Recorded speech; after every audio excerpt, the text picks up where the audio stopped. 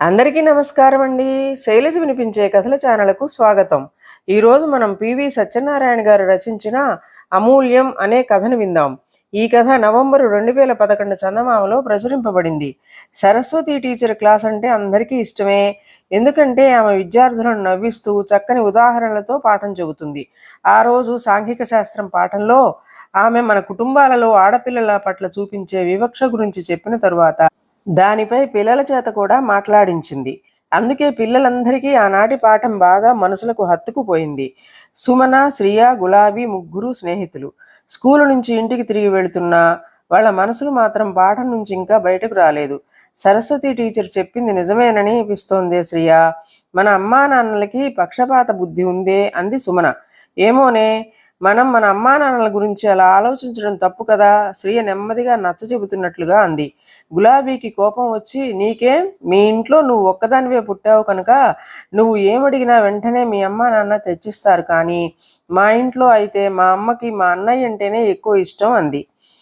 మా ఇంట్లో అయితే చదువు విషయంలో కూడా ఎంత పక్షపాతమో, లెక్కలు అర్థం కావటం లేదని నేనెంత గోల పెట్టినా పట్టించుకొని మా నాన్నగారు మా తమ్ముడిని ఇంజనీరుని చేయాలని వాడు అడగకుండానే ప్రత్యేక శిక్షణ ఇప్పిస్తున్నారు. అంటే నేను ఆడపిల్లని కనుక డబ్బు ఖర్చు పెట్టకూడదనేగా అంది సుమన. నువ్వు మరీ చెప్తావే, నిన్నటి దాకా మీ తమ్ముడు చాలా తెలివైన వాడని మెచ్చుకున్నావు. నీకు లెక్కలంటే ఇష్టం లేదని కూడా చెప్పావు కదా, ఇంతలోనే మాట మార్చేస్తే ఎలా అంది శ్రేయ కుండ బద్దలు కొట్టినట్లుగా. ఆ పిల్లకి తన మిత్రులు అమ్మా నాన్నల ప్రేమను శంకించడం నచ్చలేదు. నువ్వెంత చెప్పు, టీచర్ చెప్పినట్టు మన ఇళ్లల్లో ఆడపిల్లలంటే అందరికీ చులకనే.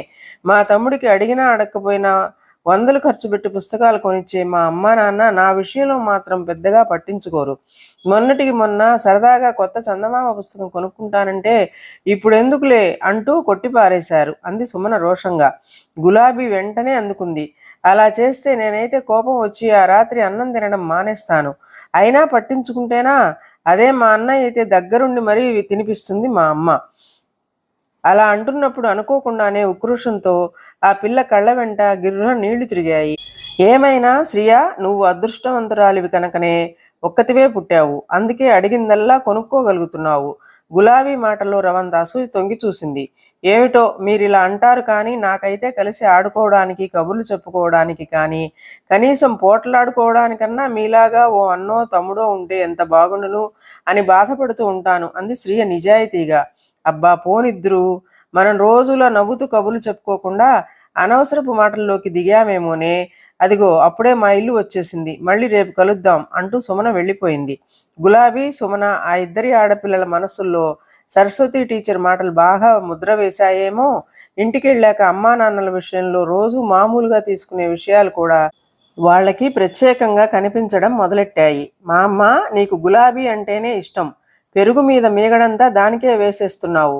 ఇలా అయితే నేను తిననంతే తనను బెదిరిస్తున్న మనవడిని చూసి ముసిముసిగా నవ్వింది గులాబీ మా అమ్మ. అలా అన్నం మీద కోపగించుకురా గోపాలం, నా బంగారు తండ్రివి కదూ, నీకిష్టమైన నెయ్యి నీకు వేశానా లేదా? అది నెయ్యి తినదు గనక దానికి మీగడ వేశాను. అయినా మేము ఎల్లకాలము ఉంటామా? ఒక్కగానొక్క చెల్లి, దానిని నువ్వు పువ్వులా ముద్దుగా చూసుకోవలసింది నువ్వే. ఆడపిల్లని చీటికి మాటికి ఏడిపించావంటే చూడు, అట్లకాడ తిరగేస్తాను.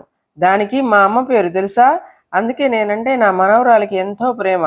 నా చేత జడ వేయించుకుంటుంది. నువ్వు నేను చేసి పెట్టినవన్నీ తినడమే, కానీ నువ్వు తిన్నావా మా అమ్మ అని నా చిట్టి తల్లిలాగా ప్రేమగా ఒక్కనాడైనా అడిగావా అంది మా అమ్మ.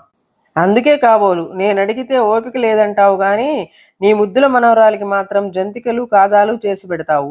నీకు నేనంటే ఇష్టం లేదు అంటూ గులాబీ అన్నయ్య కొంటెగా నవ్వి పారిపోయాడు. మా అమ్మకి తన మీద గల అభిమానానికి గులాబీ మనసు చల్లబడినట్టయింది.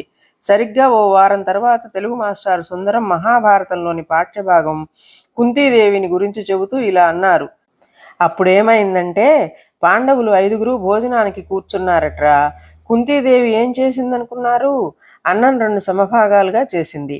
ఒక సగభాగం భీముడికి పెట్టింది. మిగతా సగాన్ని 4 సమభాగాలు చేసి ధర్మరాజు, అర్జునుడు, నకులుడు, సహదేవుడికి పెట్టింది. వాళ్ళంతా తృప్తిగా తిన్నారు. కానీ ఎందుకమ్మా పక్షపాతం చూపిస్తున్నావు అని ఈ కాలం పిల్లల్లా ఒక్కరూ ఒక్క మాట అయినా అడగలేదు. ఎందుకో ఎవరైనా కారణం చెప్పగలరా అని అడిగారు మాస్టారు. క్లాసులో పిల్లలు గుసగుసలాడారు తప్ప ఎవరూ సమాధానం చెప్పలేదు. గులాబీ లేచి నిలబడింది. అమ్మా నాన్నలకి ఎంతమంది పిల్లలున్నా అందరి పట్ల సమభావమే ఉంటుంది మాస్టారు. ఎవరు ఎంత తినగలరో, ఎవరికి ఏది ఇష్టమో అన్నీ వాళ్లకు తెలుసు. పిల్లల అవసరాలను వాళ్ళ మంచి కోరే వాళ్ళ సామర్థ్యాన్ని బట్టే సమకూరుస్తారు తప్ప పక్షపాత బుద్ధితో కానే కాదు. సుమన లేచి ఇలా అంది. అయినా కుంతీదేవి ఒకవేళ మిగిలిన నలుగురికి కూడా భీముడిలా ఎక్కువ భోజనం పెట్టినా వాళ్ళు జీర్ణించుకోలేరని కన్నతల్లి అయిన కుంతీదేవికి తెలుసు మాస్టారు. వాళ్ళ సమాధానాలు నచ్చిన మాస్టారుతో పాటు పిల్లలు చప్పట్లు కొట్టారు. శ్రీ మాత్రం ముసిముసిగా నవ్వింది. ఆ రోజు మధ్యాహ్న భోజనాలు చేస్తూ మతాబాలాగా వెలిగిపోతున్న సుమన మొహం చూసి కారణం అడిగారు స్నేహితురాళ్ళు. సుమన గర్వంగా చెప్పింది. మా నాన్నగారికి నేనంటే ఎంత ప్రేమో తెలుసా? అసలు చందమామ కొత్త సంచికను ఎప్పుడో కొన్నప్పటికీ పరీక్షలు అవుతున్నాయి కదా అని దాచేశారట. నిన్న బీరువాలో నుంచి తీసి ఇచ్చారు.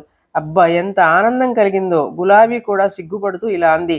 ఇప్పటిదాకా మా అమ్మా నాన్నలకి నాకంటే అన్నయ్య అంటేనే ఎక్కువ ఇష్టం అనుకున్నానే.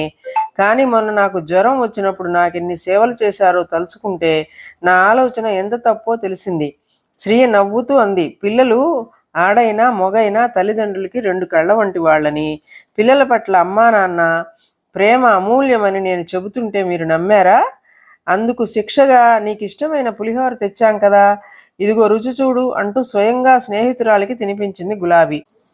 ఆ రోజు సాయంత్రం సరస్వతి టీచర్ తేలిగ్గా నిట్టూరుస్తూ శ్రియతో ఇలా అన్నారు. నా పాఠం మీ ఆడపిల్లలను అపార్థంలోకి అయోమయంలోకి నెట్టిందని నువ్వు చెప్పకపోతే నాకు తెలిసేదే కాదు శ్రియ. క్లాసులో మళ్ళీ నేనేం చెప్పినా సమర్థించుకున్నట్లే అవుతుందని తెలుగు మాస్టార్కి ఆ పని అప్పగించాను. ఆయన నా మాట మన్నించి కుంతీదేవి పాఠం చెప్పడంతో ఎంతో సమయోచితంగా ఉంది కదా. అవును టీచర్, అంది శ్రియ తృప్తిగా. మబ్బులు తొలగి చంద్రుడు బయటపడినట్టుగా ఆ అమ్మాయికి తన స్నేహితుల మనస్సుల్లోని అనుమానాలు తొలగిపోవడం ఎంతో సంతోషాన్ని కలిగించింది. ఇదండి కథ. ఈ కథ మీకు నచ్చినట్లయితే లైక్ చేయండి, షేర్ చేయండి, కామెంట్ చేయండి, సబ్స్క్రైబ్ చేసుకొని నన్ను ఎంకరేజ్ చేయండి. నమస్కారం అండి.